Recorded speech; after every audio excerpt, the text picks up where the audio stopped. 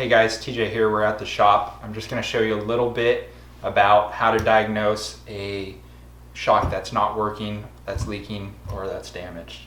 So this is a monotube gas shock.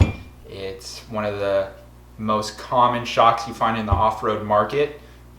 Anything from a Jeep to your basic OEM application on a vehicle. This is gas charged and it has oil, and it's a monotube design, meaning that the piston inside rides directly on the bore of the shock. So the outer body is the cylinder for the valving, which is the piston, and the deflective disc and trims.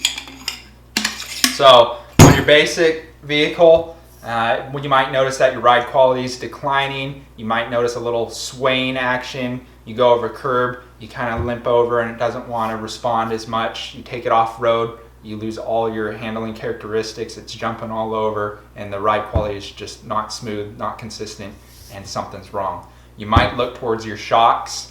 The biggest problem we see with a shock that's gone bad is that it's leaked oil out and you get a low fill situation. The other thing with the gas charged monotube shock is you may lose your gas charge. The gas is in there to keep the oil stable, keeps it from cavitating, and keeps the shock functioning properly. This shock is rebuildable, serviceable. It has a gas Schrader valve that lets you evacuate the gas charge. So now I have the gas out of here. This shock would not function properly if it was installed on a vehicle. The oil would not stay consistent. It would cavitate, it would foam, you would lose a ton of your valving and your dampening characteristics. It would fade. This would not function properly without the gas charge. Now this shock is rebuildable, it is tunable, it is serviceable, and I'm going to show you a little bit of how you could do that now.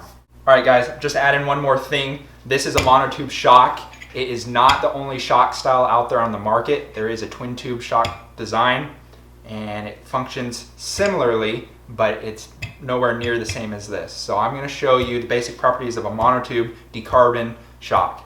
Have you guys ever wondered why the shaft extends on its own on your shock? That's because of the gas pressure. That's a nitrogen gas charge that's added to the shock to keep the oil consistent. This is a basic monotube shock.